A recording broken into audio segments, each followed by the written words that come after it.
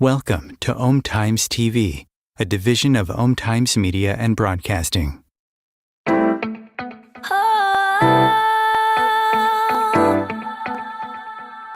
Royce Morales is the founder and teacher of the Perfect Life Awakening program, author, columnist, and expert on mirroring.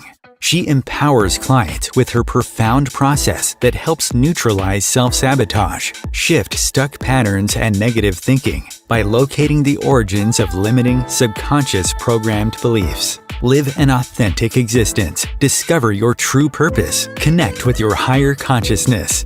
Reset your life. Transform from triggered to empowered and attract what you truly desire and deserve by discovering what life is reflecting to you. Because it's all mirrored.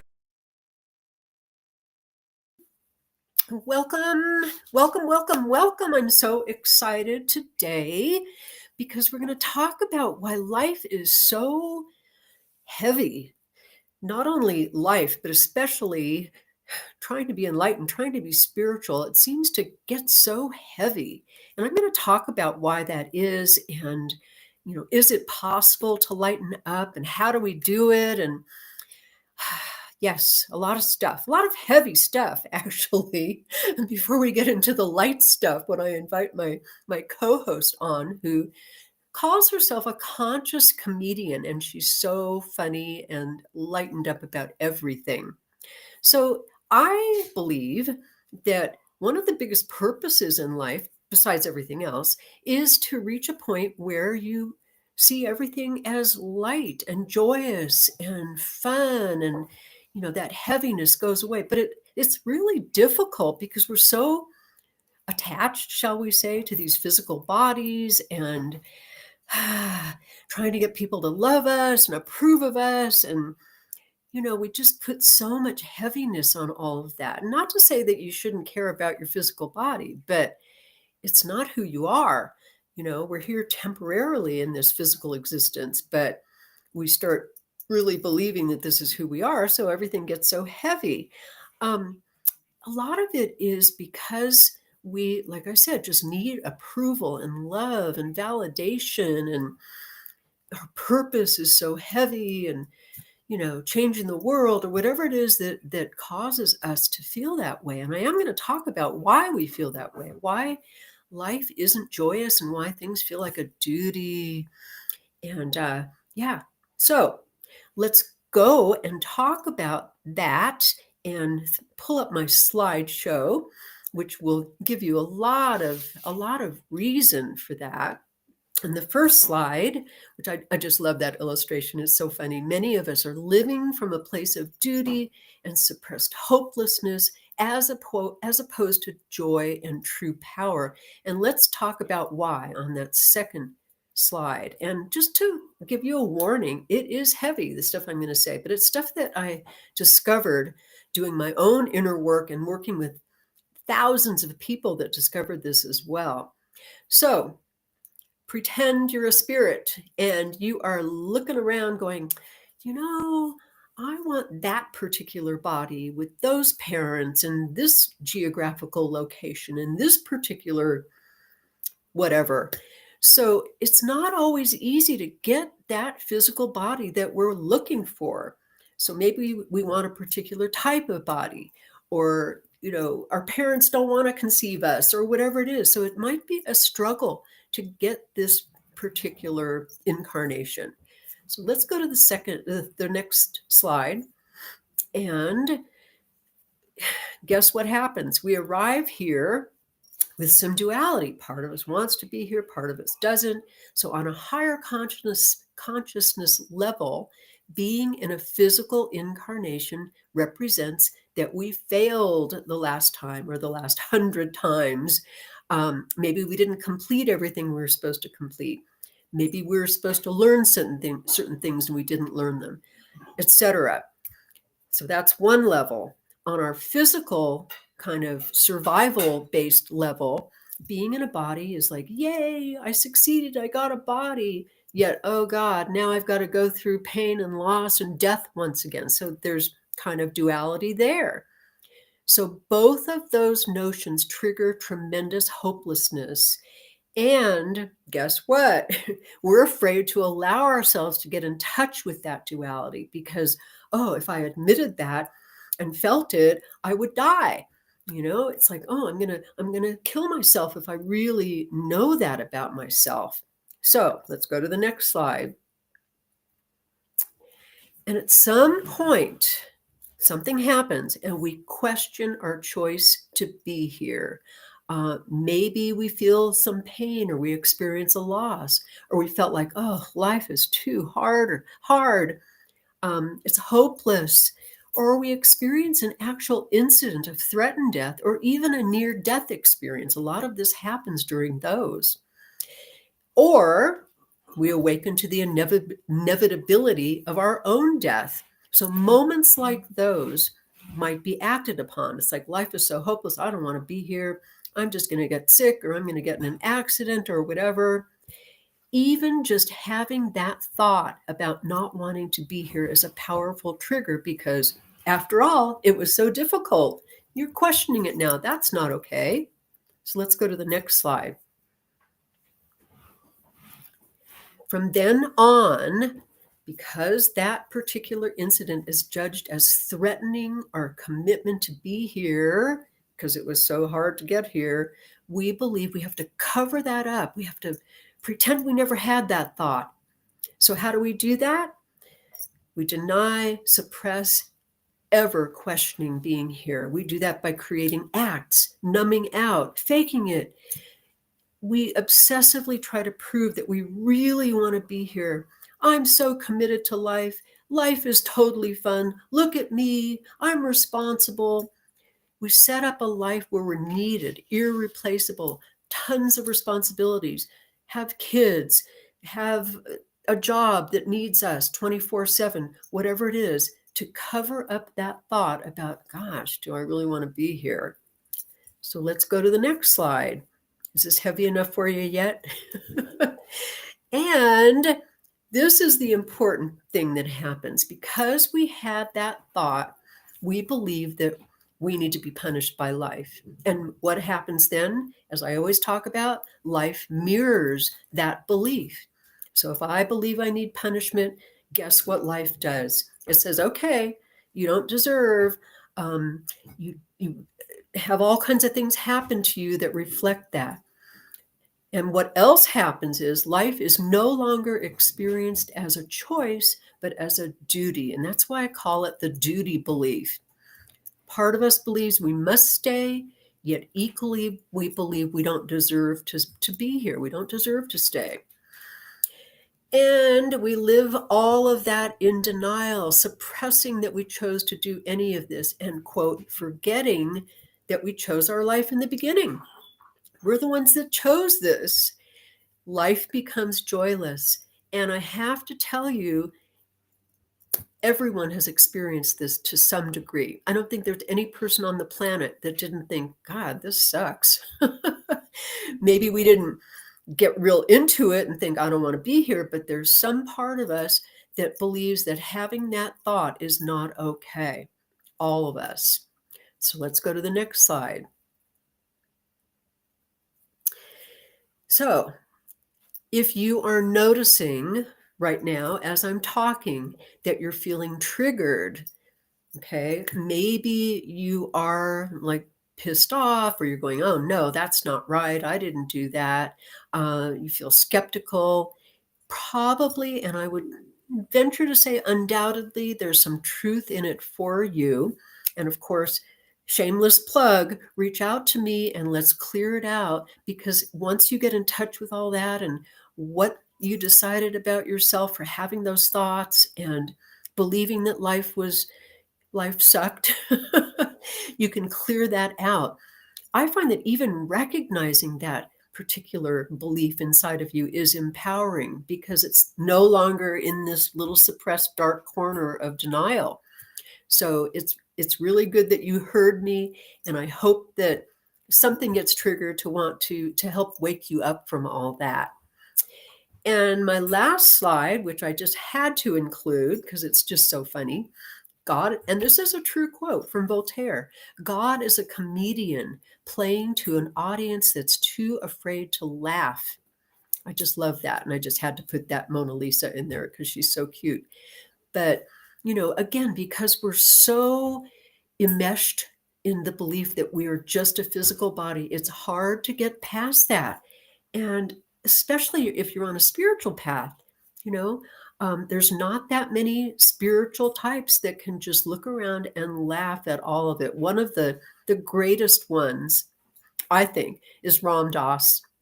One of his earlier books, I read this wonderful paragraph where he was approached by one of his students or one of his whatevers, and the person said to him, Ram Dass, how do you know what to look for in a spiritual teacher? How do you choose a spiritual teacher? And Ram Dass, with his wonderful grin, said to him, just look for smile lines, look for those laugh lines, because obviously that teacher has gotten the joke. So let me introduce my wonderful co-host. And here she is, hopefully. Where did Abby go? There she is. Wow. See you, Abby. Hi, Royce. Oh my gosh. Wow. Wow. What an intro and what a teaching. I Thank miss you. I miss your classes so much. Aw. I miss being held accountable for all that information and being called out. Now I feel like maybe I'm just deflecting after hearing everything you just said. I'm You're like, so wait a cute. second, wait a second. Maybe it's not just a cosmic joke. Maybe everything's heavy. What? Oh no. Oh no. Let me introduce you. You just crack me up all the time. This is Abby Lodmer and Lodmer. I always mix up those two letters, but let me tell you a little bit about her. She's just a delight. She's a credentialed teacher, certified life coach, and she calls herself the conscious comedian, bringing her wonderful, humorous spirit to spread the word about spirituality, but to do it in a light, funny way. She calls her show Humor Healing Humanity to help others remember the cosmic joke in all of it. And I'm going to ask you what that means in a minute. So her philosophy is, and I love this, is that yeah, you have to work on healing yourself. Have to work on your evolution, but it doesn't have to be heavy and serious.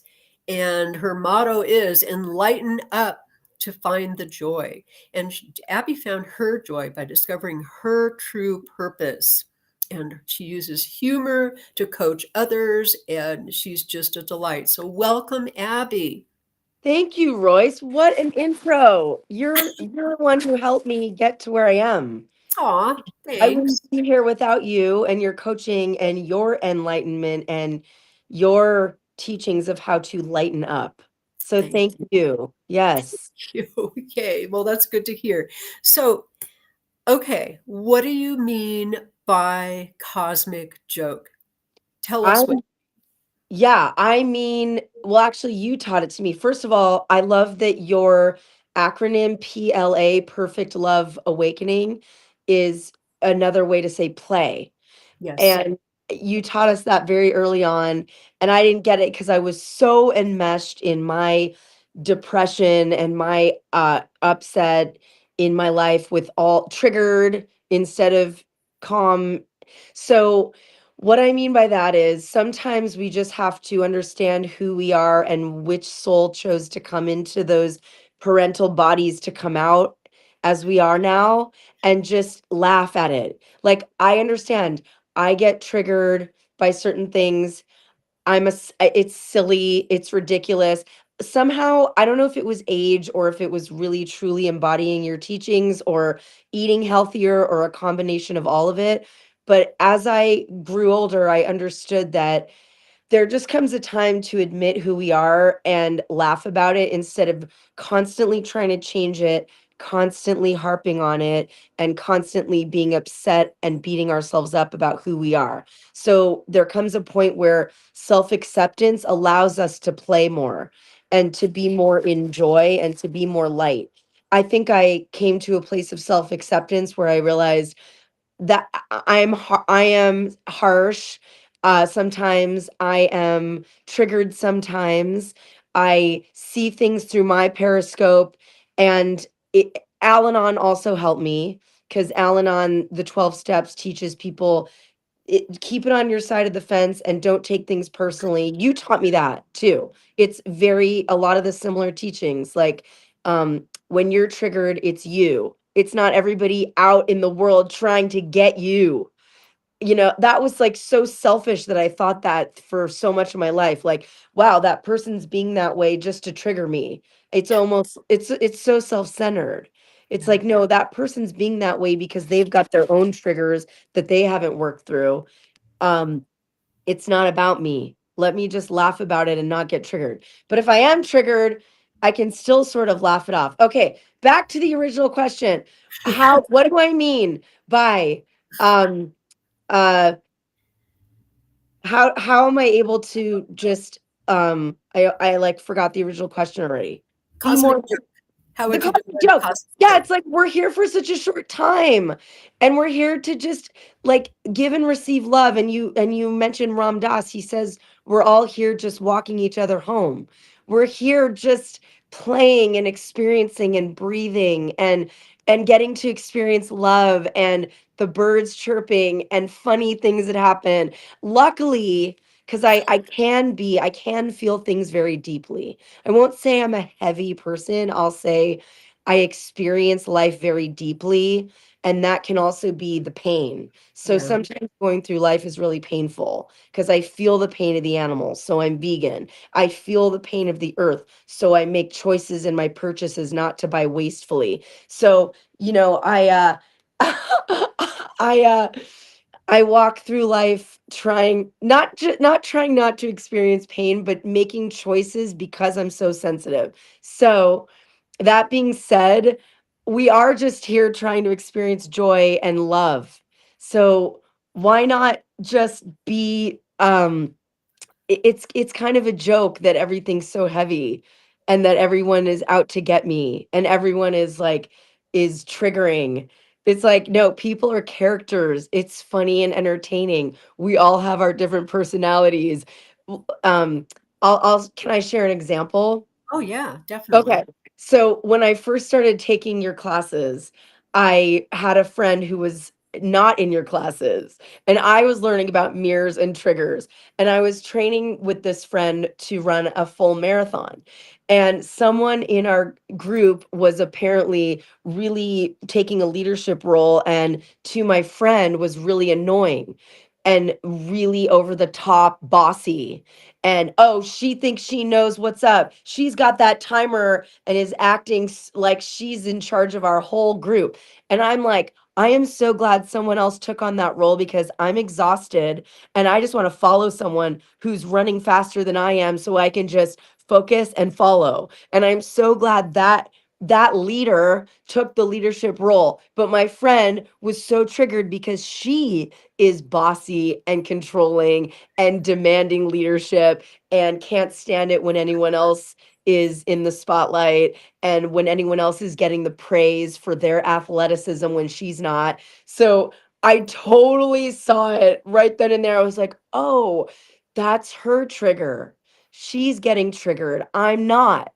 And I was able, because I was in your teachings and I understood that, instead of being like, oh yeah, you're right. I could totally see how bossy she is. I totally get it. Yeah, she seems so bossy and she needs the control and the power. I said to myself, oh my gosh, clearly leadership and authority and athleticism and being in their power is not my thing that triggers me, and it triggers her because she's always trying to get it and upset when she doesn't have it and when she's not in control. And I'm like, I'm a projector. I just want to project the people that are leading.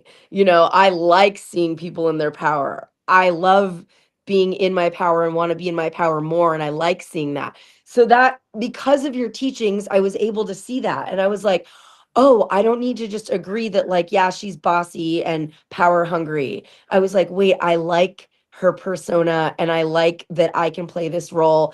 So in a way, because of your teachings, I was able to see it's sort of the cosmic joke that everyone comes in with their personalities, everyone comes in with their triggers, or we develop them through our nurture or nature. And we're able to either laugh it off or cosmic joke it off or take it really personally and do the work to shed it off. Yes.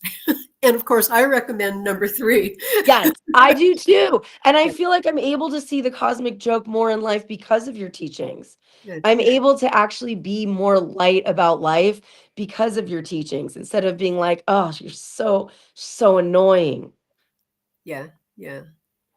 so So, power hungry. Yeah. yeah, I'm just thinking as you're talking, I see that, I get that, but it's really hard to get there when you're in the middle of it.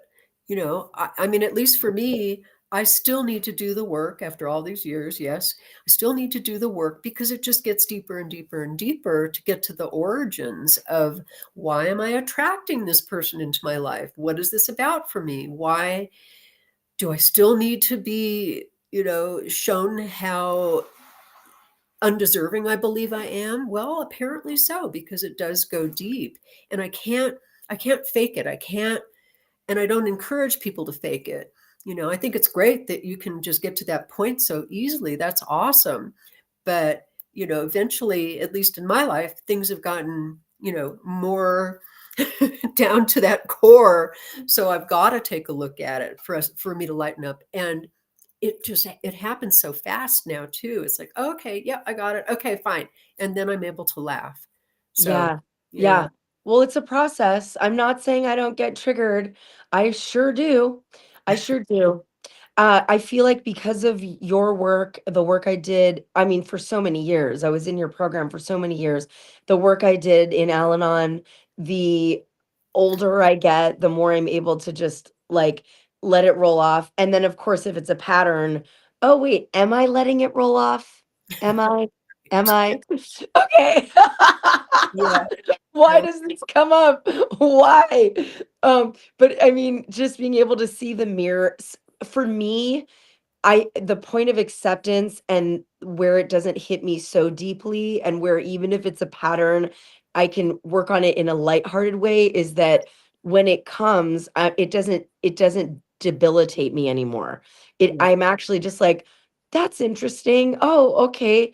There's my there's my trigger. yeah. There's my overly aggressive, overly judgmental trigger. Oh, I'm attracting somebody who's really judgmental. Hi, Abby. Hi. Hi. There you are. Yeah. Over.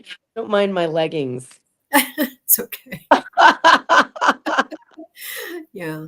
And I do Um, find also yeah, that when I do reach the point where I discover the true origins, which goes back, millennia for me nowadays, yeah, I'm even able to look at that and go, oh my God, how funny.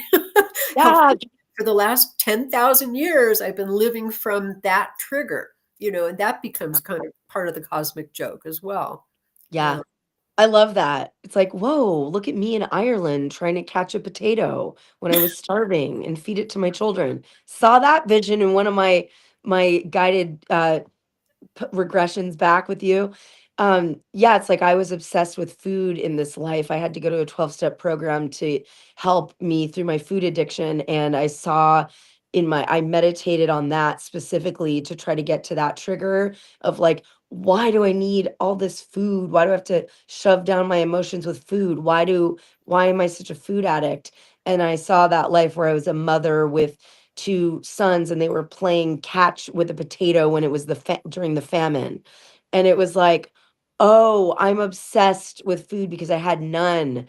And I couldn't be PLAY full in that life. I couldn't be playful because we were starving and it was so hard. So yeah, it's like that, of course, came with me to this life. It's hard to be playful when things are so heavy and things are so hard, but Yeah. it's incumbent upon us to find the joy. Because what else are we doing here as you teach? We've got to clear out those past life haunts and triggers and pains, and we've got to clear stuff out to experience the joy. Because I mean, it is a conscious reminder that I give myself because I'm clearly not at that place naturally, because sometimes I am down and just depressed being alive sometimes. And I have to remind myself, we are blessed to be here. It is a joy. Look for the humor. Because, uh whatever we focus on grows. So I'm always trying to tell God, the angels, please God, show me the joy, show me the humor, allow me to have interesting, engaging, awesome experiences in my day. And surely enough, I do. And is that deflection? Is that over the top Pollyanna affirmationing? Maybe, but it works for me. I'm still triggered, but at least it balances out because I'm asking for and focusing on the joy. I feel like before, when I came to you and did all that work, I was so naturally heavy and so focused on ridding myself of the depression and ridding myself of the pain, and I wasn't focused on, like, please let me see the funny. Please let me see the joy. Please let me see the irony. Please let me have an interesting experience that I can share with others to be a more interesting person, not a more downer person and a more heavy person. Like, this happened today. Let me tell you something. It really triggered me, and it, it, I really saw, and I have those friends, and I'm the funny girl in those relationships. I'm like, oh, sweetie, your higher self is just on high alert today. Like, I'll like bring in the humor because it's so heavy for me. For me, that's probably again my trigger, but like I enjoy laughing and I enjoy feeling joyful and I enjoy feeling light, so I ask for it. So even if I am waking up depressed or heavy, I ask, like, please show me the joy today. Let me have an interesting, awesome experience. Let me get comedy material for my next gig. And I'm surely enough, I do, because humans are funny. Yeah. Animals are funny.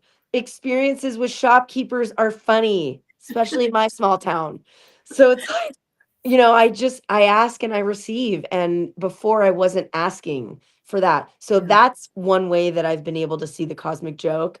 Like, and when my heavier friends come at me and want to have these deep, heavy conversations, somehow I'm able to lighten that up. And it makes for my life, it makes for a more enjoyable life for me because I'm having more interesting, fun, light conversations.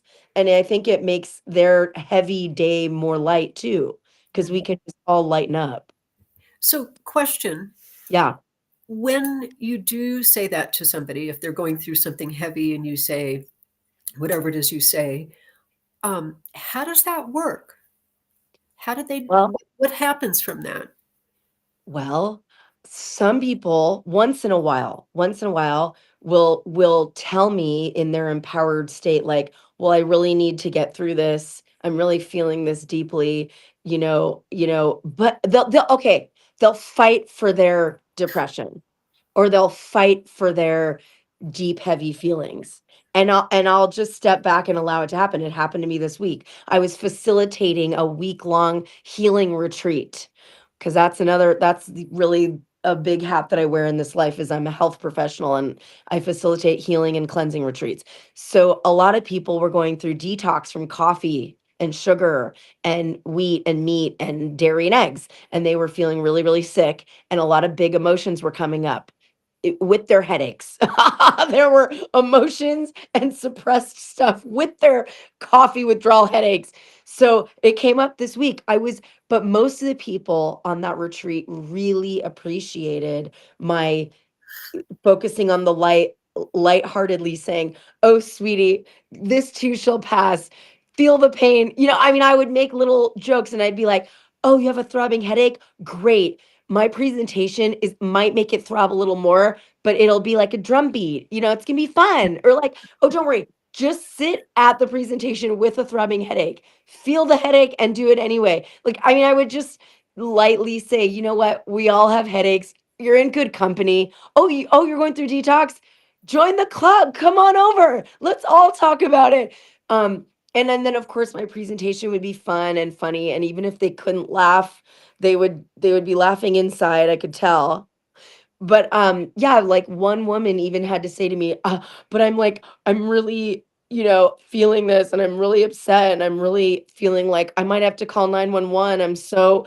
I'm having these heart palpitations. And I'm like, okay. And I just held her and I just held her hand and I just listened because, the humor tactic and the lightheartedness and the assurances weren't working on her. She was Yeah. in a real state.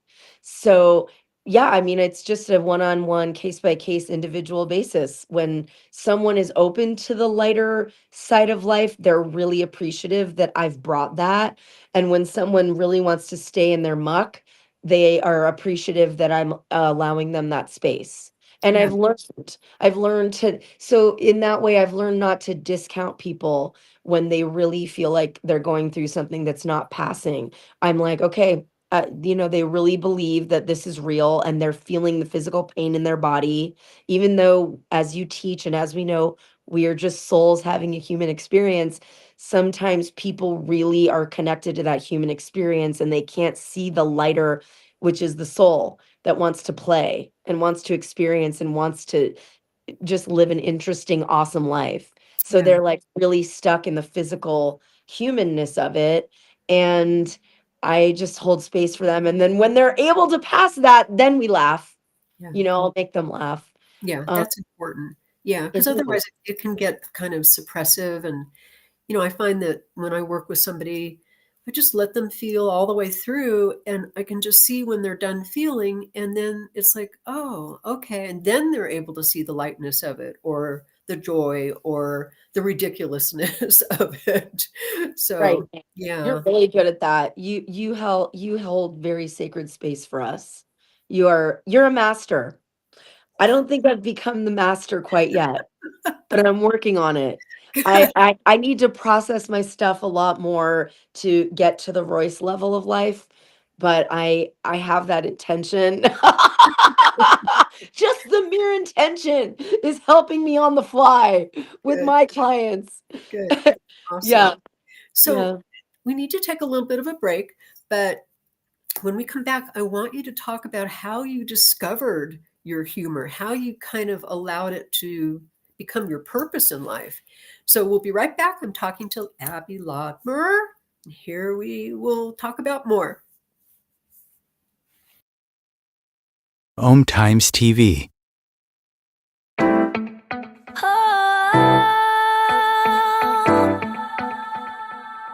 Do you want to break free from old patterns and limiting beliefs that subconsciously sabotage your life? What are your triggers and what really is beneath them? Are you seeking answers to life's big questions, intrigued by the possibility of self-discovery that goes deep? Looking for tools to help you break free from hidden sources of feeling stuck, confused, and unworthy? Perfect Life Awakening takes you on an epic inner adventure that shifts your perception of yourself, others, and life permanently. Identify and overcome the origins of subconscious triggers and limiting beliefs holding you back. That's how you transform your mindset from the roots. That's how you liberate your spirit, awaken your intuition, and discover your true purpose. Dive deep into the mysteries held within. Embark on a life-altering journey of self-discovery. Be a trailblazer within your own life. Go from triggered to empowered because you deserve a perfect life awakening.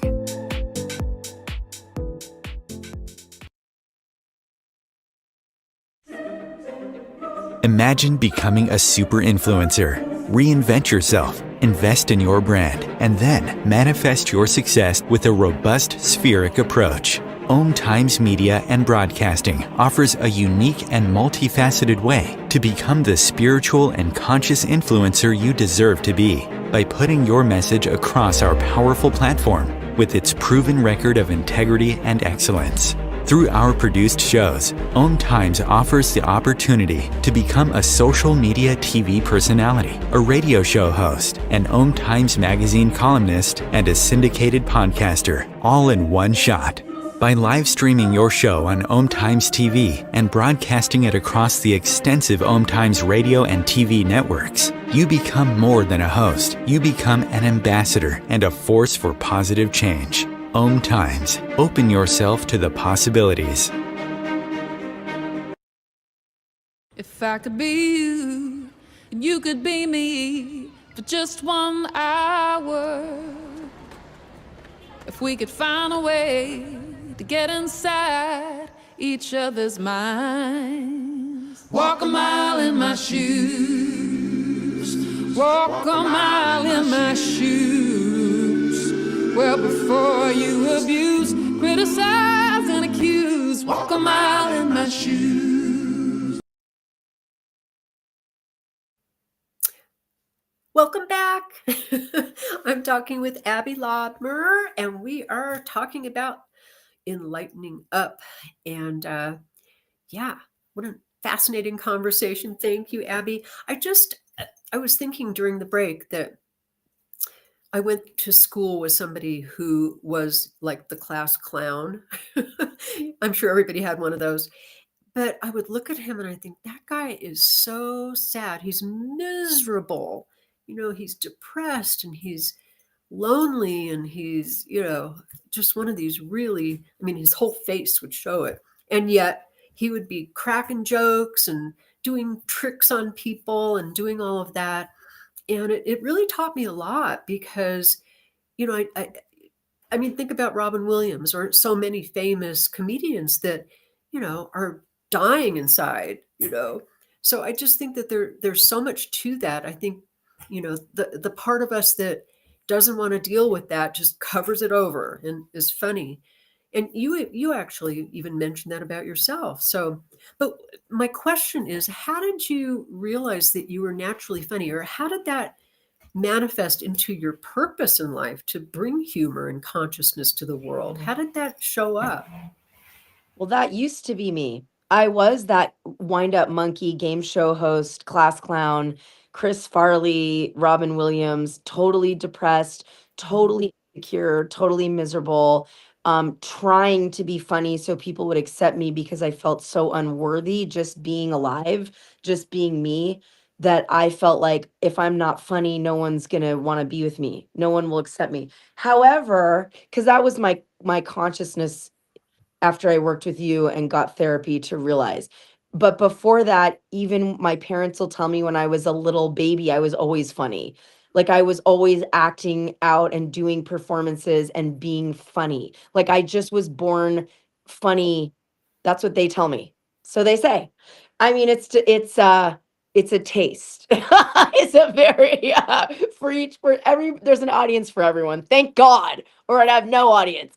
But I think I was naturally an entertainer. Let's say that. It's funny is a judgment, but definitely always entertaining and always performing. It just came with my soul, came with that. Like I might have been a jester in some past life. And I used it to deflect and I used it to cover up the sadness and the pain a lot of my life.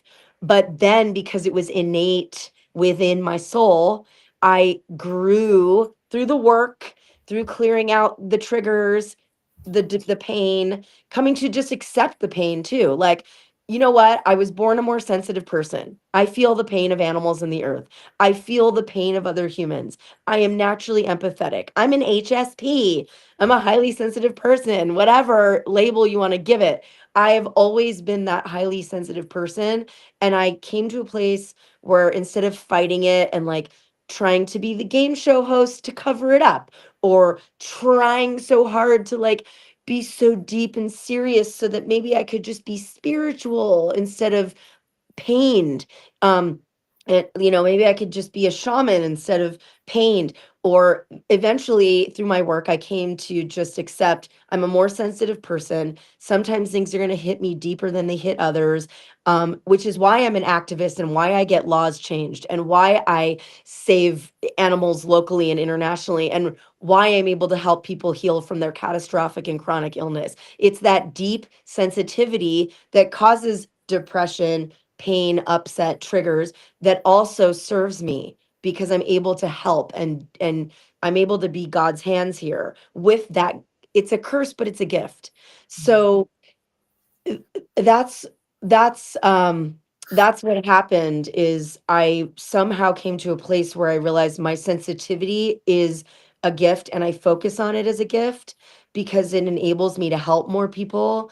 And I'm focused on being of service instead of woe is me, serving myself, focusing on my hurt, my pain, my depression, my sensitivity. There's a time for that. If you're dysfunctional and you can't move forward and you can't get up and out of bed because of your physical ailments, mental ailments, emotional problems, you need to work on that. But for me, focusing on others and how my sensitivities and my depth of feeling can serve others has served me because I feel good about myself helping people. And again, that's selfish too. Yeah. Well, we do everything out of selfishness. Like I feel good giving and I feel good serving and I feel rewarded when people heal from their ailments because of the information that I'm presenting to them.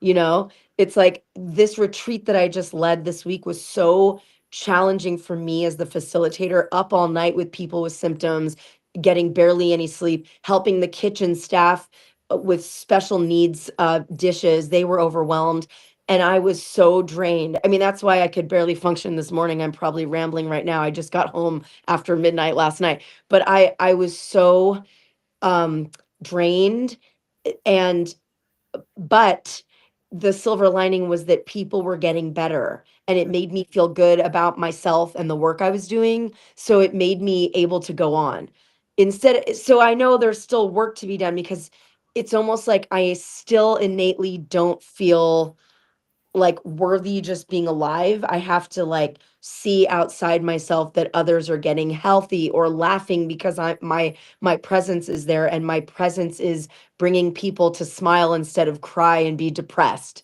So okay, so back to your question. The class clown, um that was the question, like being I can barely function because I'm on such lack of sleep.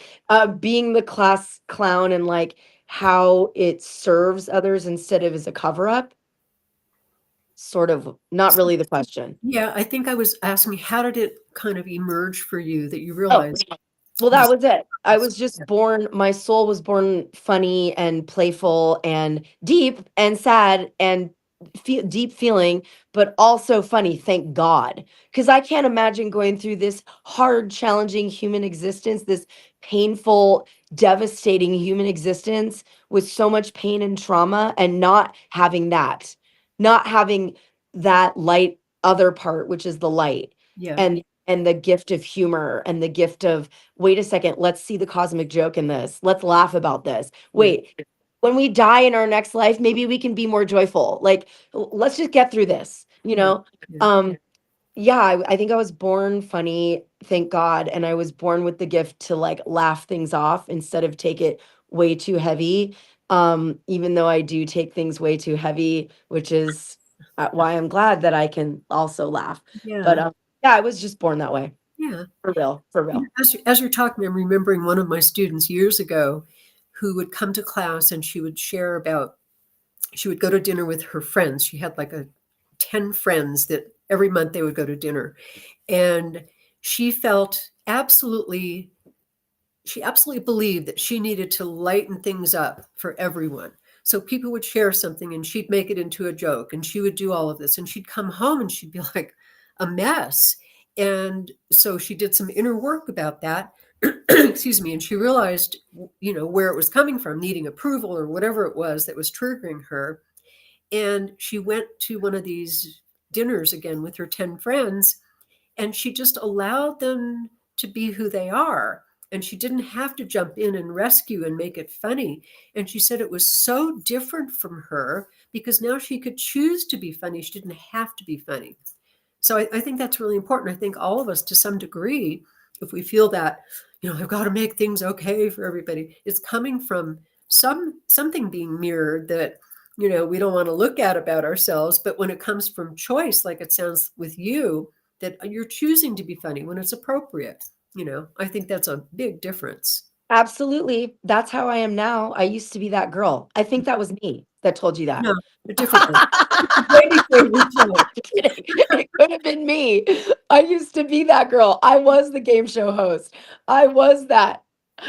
fabulous Abby. But now I can be fabulous Abby for real. Yeah. I mean, really, I'm not even tooting my own horn. Believe me, I still have my own deep insecurities, but I'm really able to be more present and just be in the moment and hear and feel and intuit what people Yeah. need from me Yeah. and just be present because that's more enjoyable anyway. Yeah. It's like just enjoying my friends and their personalities and their stories and their interestingness and, their experience. And I can just actually be present with them instead of thinking of the next witty thing I'm going to say or Yeah. like thinking of the next, what can I say to be there? I'm actually present now Yeah. because of the work or because I just accepted, okay, I'm a deep feeling person. I want to be funnier. I want to experience more light and joy in this life.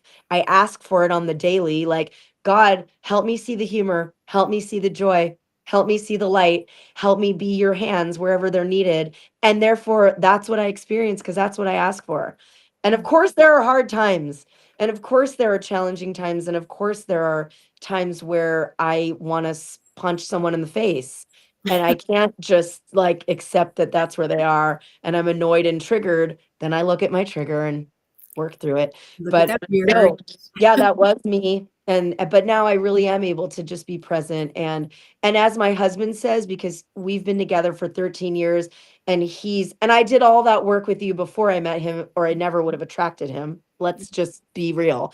So I he's seen me evolve in 13 years and he'll say to me, he's like, you know, he acknowledges it like you don't and he used to say in our beginning years because we're always hosting events and we're always the hub for people, which may be an overcompensation thing, but we also love hosting and we also love community and we love our friends, so we're always hosting. And he'll be like, you don't have to stay up till 2 a.m. just because so and so wants to be here yapping. You have a something to do in the morning. You don't have to over the top accommodate. Like, what else can I get you? Can I serve you this? Do you need tea? Like, let people, you've got everything out. Let people be. Let them interact. Don't check on everyone. Let them have their conversations. If they're thirsty, they know where the water is. You don't have to walk around with a pitcher. Let them be. And I started doing that. And my like hosting used to be so overwhelming to me, but I would do it anyway because I probably wanted to be liked, but also I like community, but probably wanting to be accepted and liked and overcompensate. But I really do enjoy having people over now because I'm like, they're big people. They can get their own water. They know where that bowl of nuts are. They know what to do. Yeah. They can do themselves. And my husband's always reminding me of that. He's like, just be you. Like just your presence and just accepting people as they are is why people are drawn to you. And he'll say this to me because I do comedy and I do shows. He'll be like, you're naturally funny. Like you don't need to try. You don't need to write a whole, oh, look at my quips. He's like, just be you because the natural funny will come out. Just being you, or just I'm quirky and I have this big personality, and that in itself is entertaining. It doesn't have to be balls out funny. It doesn't have to be Robin Williams funny, but it's just my personality follows me wherever I am. I don't have to try. And he says, as the observer, like that interview was better, or like that interaction was better. This hosting experience for both of us was better because you were just being naturally funny, naturally you. You weren't trying too hard. Yeah.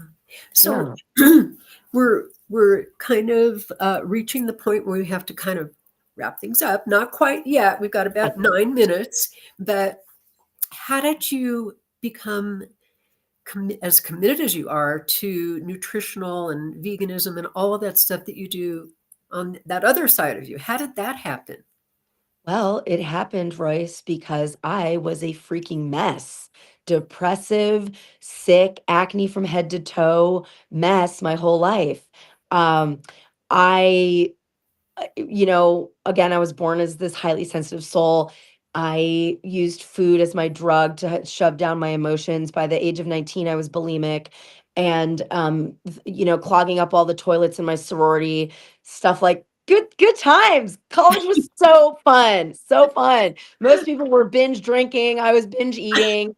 I was always unique like that. So I really had to get a grip. I had to drop out of college for a semester and get therapy to work through my problems. That's when I first found 12 steps. I worked through my food addiction through 12 steps.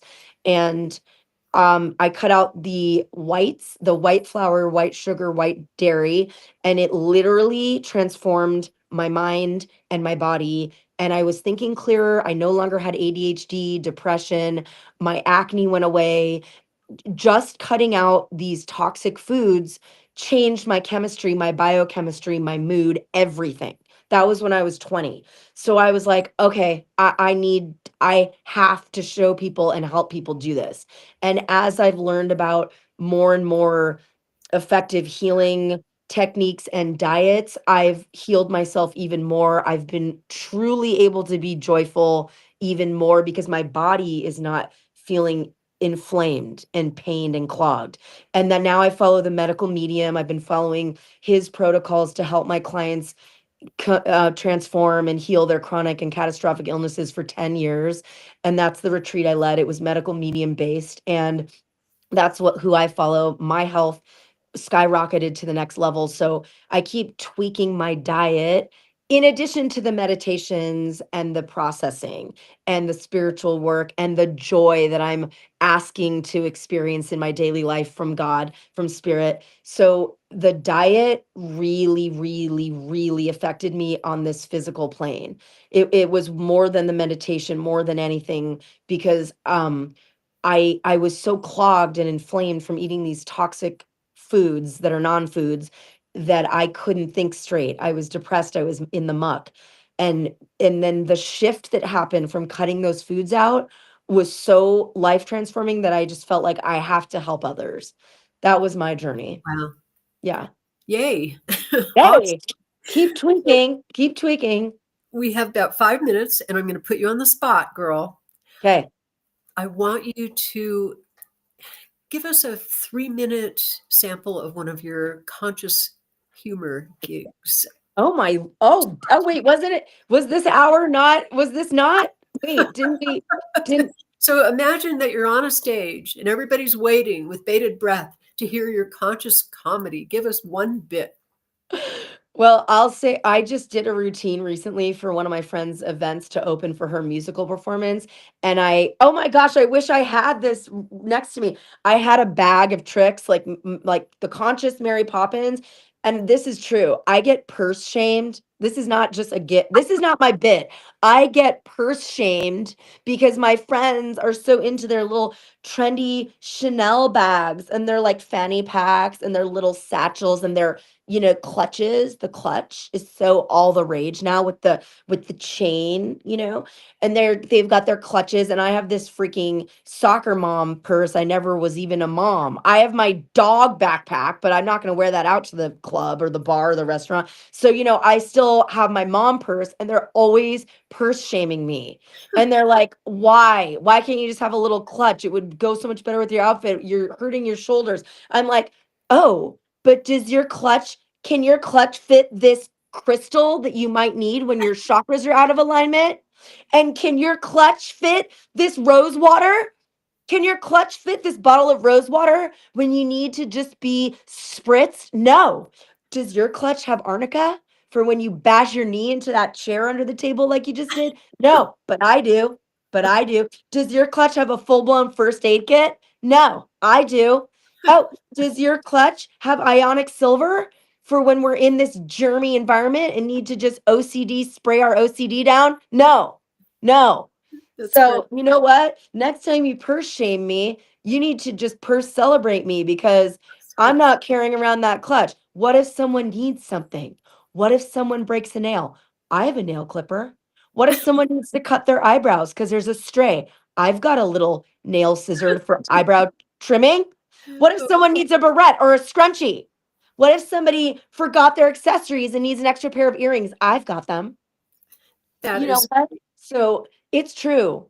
But it was a little bit I did, but I do have the Mary Poppins bag that I carry everywhere. I'm not going to ever succumb to the clutch. No. These are trends and fads. Everyone needs to go back to the mom purse because that is how you are really of service. There you Does go. What if someone needs a Band-Aid? What if a kid needs a sticker? Okay. That was Anyway, Thank you, Abby. That was awesome. Now, how do people get in touch with you if they want your services of any kind, whether it's nutritional or comedy or whatever? How do people reach you? if you're having a really bad day, just call me. I will deflect all your emotions and cheer you up. I will help you suppress your real emotions and just laugh. Nice. Just kidding. You can get a hold of me at my name, www.abby, A-B-B-Y, Lodmer, Lodmer.com. Or if you're East Coast, Lodmer, whatever. My brother and my dad had a law practice together and it was Lodmer and Lodmer. That's no joke. So Oh, you can get a hold of me, abbylodmer.com. You can find me on every social media platform. You can see all my videos. If you just put me into any URL, I will pop up. yay. Instagram, Facebook, YouTube, every tube, I'm there. Thank you so much, Abby. You are a delight. You're awesome. That's all I can say. Thank you. Thank you, beautiful mirror. Oh, you are welcome, other beautiful mirror. And just to remind everybody, follow me everywhere and please read my Substack. It's called Royce's Ramblings. So take a look and I will see you guys next week. Thank you again, Abby, and lighten up, world. Like that. Thank you, Royce. Thank you. Love you, babe.